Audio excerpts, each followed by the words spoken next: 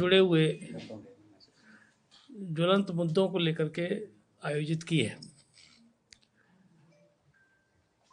Love जिहाद एक देशव्यापी समस्या है। ऐसा कोई दिन नहीं जाता जिस दिन लव जिहाद से जुड़ा हुआ विषय संगठन के क्षेत्र के मंत्री होने के नाते मेरे पास नहीं आते। लव जिहाद के मामले में जो तरीका है, हिंदू समाज की नाबालिग लड़कियां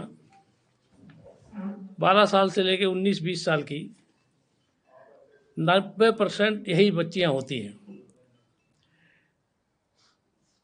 मुसलमान समाज के युवक जिनमें 99% लेबर टाइप, खलासी, मिस्त्री, इस स्तर के लोग होते हैं। लड़कियों को टारगेटेड करते हैं, पीछा करते हैं और उनको बहला फुसलाकर अपने विश्वास में लेकर के उनसे दोस्ती करते हैं और फिर उसमें इनकी मुसलमान समाज की उनकी परिचित बहन, कहना तो शायद समाज के लिए ठीक है कौन बहन है, लेकिन उसी समाज की कोई महिला भी इनकी मदद करती है। फिर उन बच्चियों को ले जा करके बेला फुसला कर नशा करके उनका अश्लील वीडियो बनाते हैं, उनके साथ दुराचार भी करते हैं और उसके आधार पर ब्लैकमेल करते हैं और उसके माध्यम से अन्य अपनी सहेलियों को भी लाने के लिए बाध्य करते हैं। बच्चियां छोटी होती हैं, डर के मारे, इज्जत के मारे वो घर में नहीं बताती। जब घर वालों को पता लगता है तो मेरा जो अनुभव है, बड़ी संख्या में, अधिक बहुमत संख्या में ऐसे केसेस में मुकदमा दर्ज ही नहीं होता। कई प्रकरणों में बच्चियों ने आत्महत्या कर ली जब उनको लगा कि हमसे बहुत बड़ी गलती हो गई है, माँ बाप की इज्जत भी चली गई, मेरा सील भंग भी हुआ, तो इस आत्मग्लानि में वो आत्महत्या कर लेती है। और माँ बाप, बेटी गई, बहन गई, अब इज्जत नहीं जानी चाहिए, इस हिसाब से उस प्रकरण को दबाने की कोशिश करते, दबा भी देते। हमको जानकारी मिलती तो हमको भी सामाजिक मर्यादा में चुप ही रहना पड़ता है। लेकिन कुछ हमारे समाज की कुछ बहादुर बहनें हैं, उनके साथ जो दुराचार होता है वो दिलेरी से लड़ती है।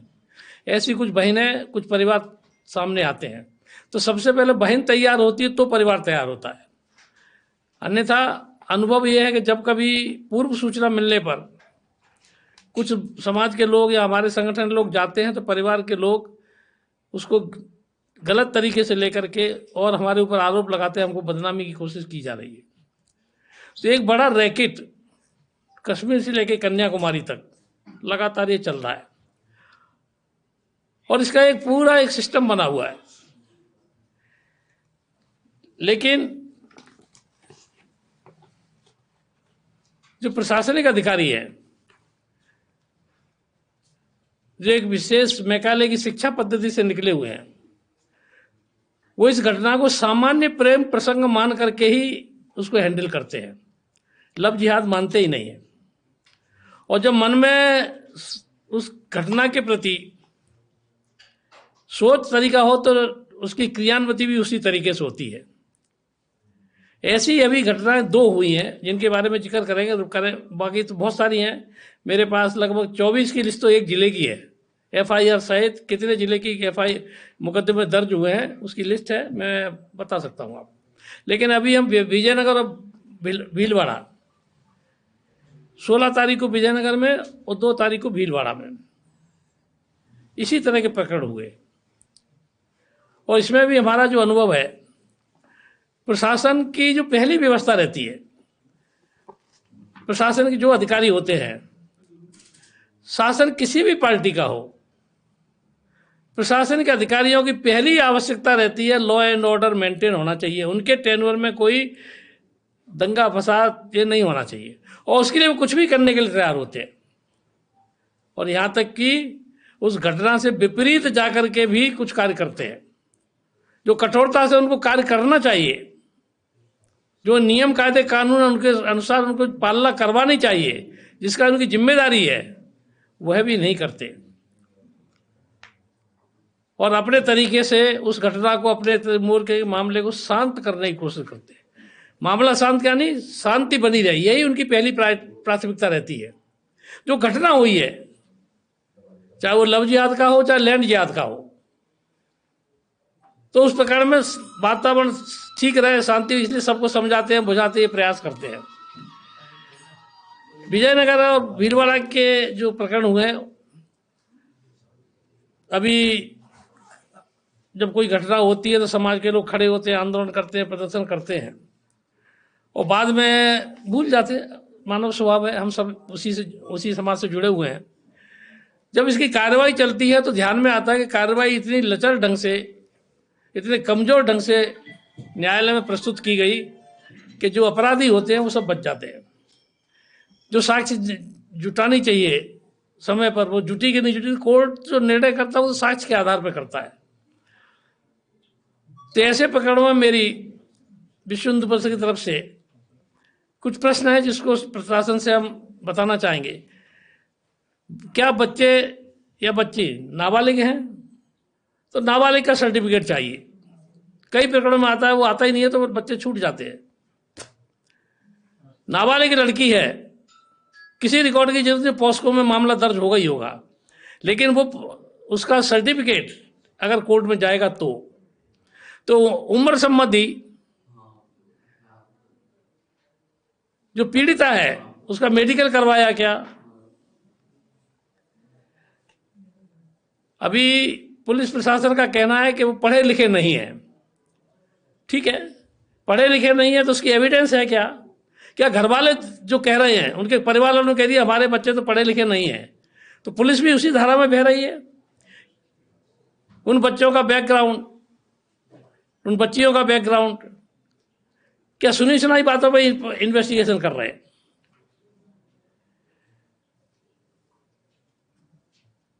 विजयनगर प्रकरण में ये भी ध्यान में आया है कि गरीब हैं, कि मजदूर हैं, कोई काम नहीं करते, बेरोजगार है। तो यहां हमारा प्रश्न है, गरीब है, मजदूर है, बेरोजगार है, आर्थिक स्थिति अच्छी नहीं है, तो 1 लाख की मोटरसाइकिल उस लड़के के पास कहां से आई? पुलिस के अनुसार ही मोबाइल दिए गए, घर वालों ने भी कहा है, तो मोबाइल के पैसे खरीदने के कहां से आए? होटल में, कैफे में बच्चियों को लेकर के जाना, उन पर खर्चे करने के लिए पैसे कहां से आए? इस पर जांच पुलिस विभाग को करनी चाहिए। अनुभव आता है नहीं करती है।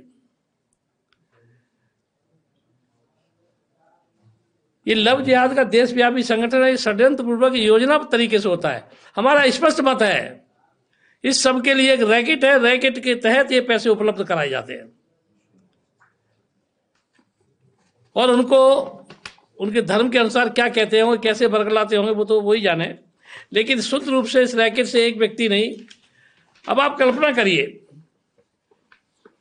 बेरोजगार लड़के हैं, पढ़े लिखे नहीं हैं, और इतना बड़ा स्कैंडल इतनी लड़कियों के साथ करने की हिम्मत कर ले, इस उम्र का बच्चा नहीं कर सकता। जब तक उसके पास कोई सरपरस्त नहीं होगा, उसका कोई गॉडफादर नहीं होगा, उसका कोई मास्टरमाइंड नहीं होगा। और जब गहराई से कुछ केसों में देखा है तो गॉडफादर की जब गई है तो जड़ें बहुत लंबे तक चली गई, और वो उम्रदराज व्यक्ति भी उसमें शामिल होता है, उन बच्चियों के साथ वह भी बलात्कार करता है।